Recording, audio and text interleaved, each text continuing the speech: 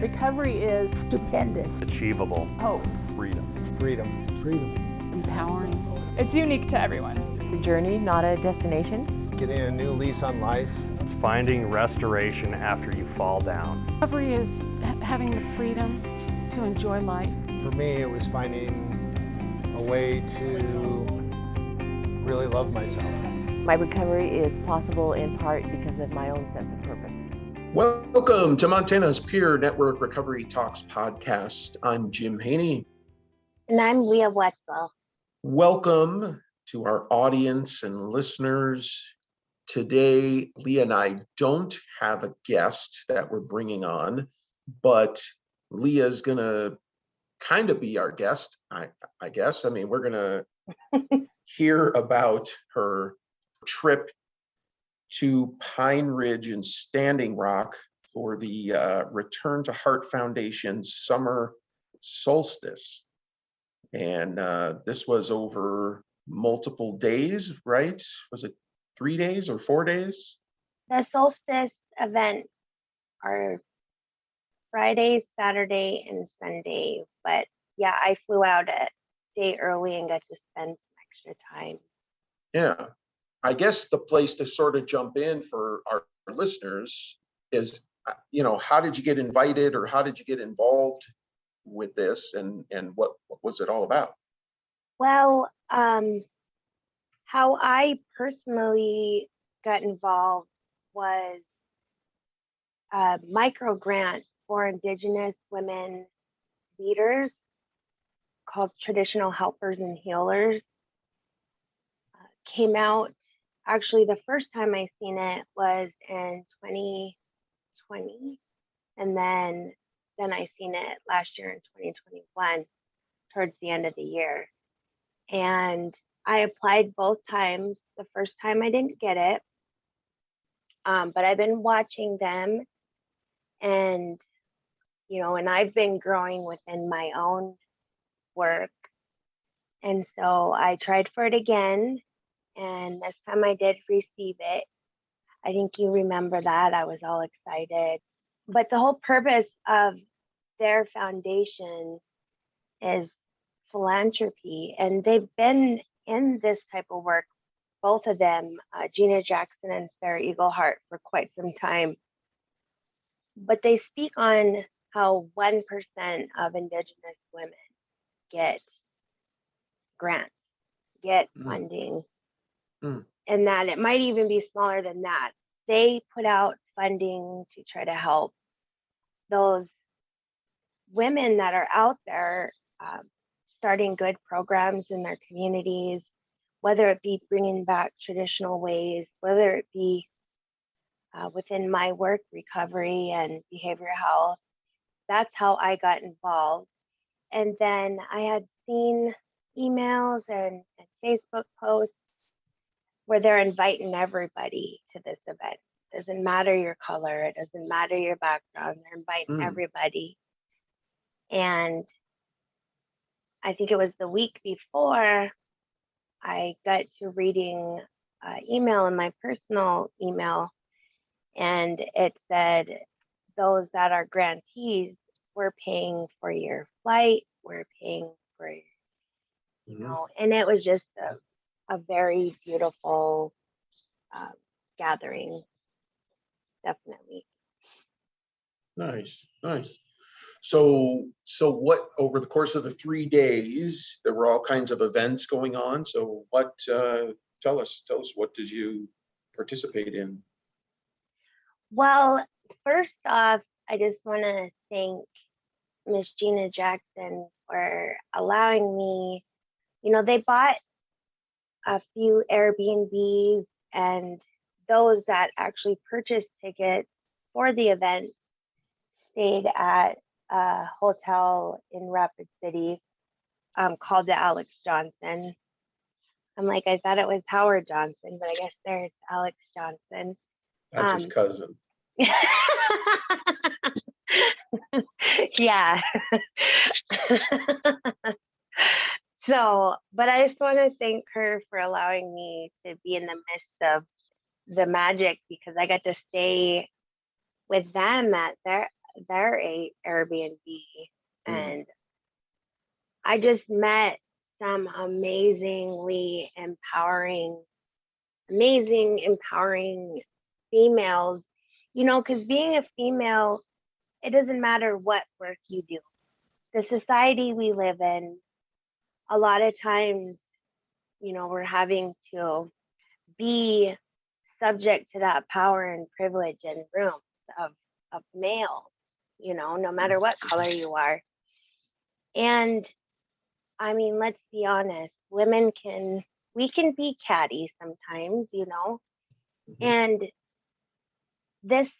I was surrounded by women like myself, women that bring each other up, women that empower each other, women that really showed a lot of love and compassion on one another. And so the event started off Friday night at a museum in Rapid City, and we got a presentation by Sarah Eagleheart, who is, her and Gina are on that spectrum of people know who they are, whether they're native or not. Mhm. She's actually the voice within a cartoon that's coming out, and she did some work with some pretty famous individuals to hear about where they came from, Sarah, where she came from, Gina, where she came from, and then Brandy, she's doing journalist work. She did a documentary of the Pope. She was over there when the Pope apologized to Mm. the Native American communities for what the Catholic Church did. To know that these women probably had it harder than I did growing up, and to be where they're at today, having degrees of master's, doctorates. They ended up honoring Joni. She's now their co-CEO, I believe. And, just hearing their stories. And we got a meal made by Payette. I don't want to corrupt the last name, but from Gordon Ramsay's. Yeah, next level chef. Yeah. She's amazing. Yeah, I said my boss and my daughter are huge fans, and tell them to say hello. That's great. Was it just all women, or were there men that were there too? There was men there too. The Disney Foundation, they sent out some folks, and that was a woman and a man. Mm-hmm. And there was even older gentlemen from the church doing work to see where he can support indigenous communities was there. So there was men and very few. On the bus ride up on Saturday to Standing Rock and that area, they both spoke up and they said, I can't remember what it was we were talking about, but somebody said, good thing, I wonder how man would take it if they were on here hearing us strong women, and I'm sitting right next to the two men, and I look over and they're just quiet. They're like, we wouldn't say anything anyways. But yeah, they were, there was men there supporting us. The president of the Ogallala was there, Sarah's partner. There was elders that came out and taught us their creation stories, told us the stories of that area. So we had, and on Saturday, you had the choice of slaughtering a buffalo, going and picking traditional plants, learning about traditional plants, and I forget the word, the horse therapy. Equine therapy? Oh, okay. Yes. equine therapy. And so I did the traditional medicines, and we had some gentlemen helping with that as well. And I know they did over at the Buffalo too. And all of this again was it was on the Pine Ridge Reservation in the black part of the Black Hills, South Dakota, western part. For listeners, if you've never been there, it's a gorgeous place. It's really something. There's rolling hills, and yeah, the grasslands are there. The national grasslands are there, and yeah, it's a beautiful area. If you've never been, I highly suggest our listeners travel there because it's very scenic. They kept saying, "Yeah, this is the season to be here." Yeah. I know. My boss told me it's very green. Yeah. It's beautiful. I've been to that area a number of times, and only once during the time you went, and that by far was my most favorite. I mean, I've been there in winter, I've been there in summer, I've been there in fall, and it's just the colors and the tall green grass and the rolling hills and the pine trees, and yeah, it's neat, and it's not that far from Montana. It's really not that far, so kind of promoting the Black Hills there. And to hear the stories of, how the Black Hills in that area came to be, the Oglalas, above like an aerial shot, it looks like a heart. And then it looks like the veins of a heart going out.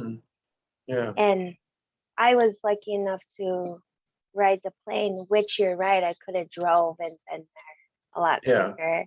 Yeah. But I think it was all part of the experience that Gina and Sarah wanted us, and Joni wanted us to have. Sure. But I tried to look down and see the aerial view. It was pretty cloudy on the way back. I seen the ripples, like, where the veins were, but that I have seen articles or pictures of it, in magazines and books. I think that's pretty special. And we went in the caves. Nice. Yeah, there's a lot of caves in that area. Yeah. How did you like that? Oh, it was amazing. So we took the tour, and when the ranger was sharing, which I really appreciated, the respect. Which one did you go to? Did you go to Jewel Cave or did you go to Wind Cave? Oh gosh. They're both national parks right there. You said ranger, so I'm assuming you were at one of those too. Yeah. Yeah, this one goes like 160 some feet under the ground. And Wind Cave is the bigger of the two. It's one of the larger. I don't think it's the largest in the U.S. I think New Mexico has the largest, but it's pretty big, and it's a neat experience going underground and seeing the stalagmites and the stalactites, and Yes, and you could see the look on everybody's face when she started talking about how deep we're gonna go. Yeah. And she said, "Can I get somebody to, be the last that comes?" And nobody would raise their hand. I'm like, okay. So I was the last. Oh, you were? So she knew who the last person was. Yeah. Yeah, somebody doesn't wander off. Yeah, because it's huge. It's really big, and you could easily get lost in there, and I don't know how you'd find your way out. Yeah. That's cool that you got to do that. That's really neat. So were there traditional ceremonies that took place during the weekend? So the whole thing had the feel of a ceremony. Okay. It really did. But, the buffalo, in a sense, that whole deal, that is very sacred to the Oglala, to many of us. but they had the buffalo already ready to be butchered, but they do something prior to, and that buffalo, that meat went to their ceremony that's happening this week. They have their Sundance this time of year, like we do. A lot of their stories were similar to Blackfeet as well, I want to say. But yeah, that was to go to their Sundance this week. But I guess when they go out to pick a buffalo to kill, they're doing their praying. They're, these prayer warriors, they're praying, for the herd. They also learn their ways from the buffalo. But I guess one buffalo always separates himself from the herd, and what he's doing is sacrificing himself for the Sundance. And that's Interesting. That's the one that gets chosen, and it never does not go that way. There's always that one. So that's part of, we say all our relations in Indigenous First Nations, and all Indigenous have, a way of saying all our relations, and that goes into our animals, our land, our elements. And so, that interconnectedness piece, that goes along with that. It's really cool. It's really beautiful to learn other tribes' ways as well. And so it sounds like you got a lot out of the experience. Any specific takeaways from the experience? I mean, you've had a few days now to process it, and yeah. And when kind of going back to the comment I made when you asked me if there was ceremony going on, during ceremony time for me, my elders, my great aunt, who's my grandma in our way, she says, during that week of our circle camp, during that week of our Okan, our Sundance, that's a time that we're reconnecting, we're grounding ourselves, and we're getting that knowledge, soaking that way up to go back out and bring it back into the lives that we live. And that's kind of how I felt with this, is we were all giving each other the power and being treated like a queen. I kept saying, I feel like a queen, and Gina say you are, and that's traditional. That's traditional for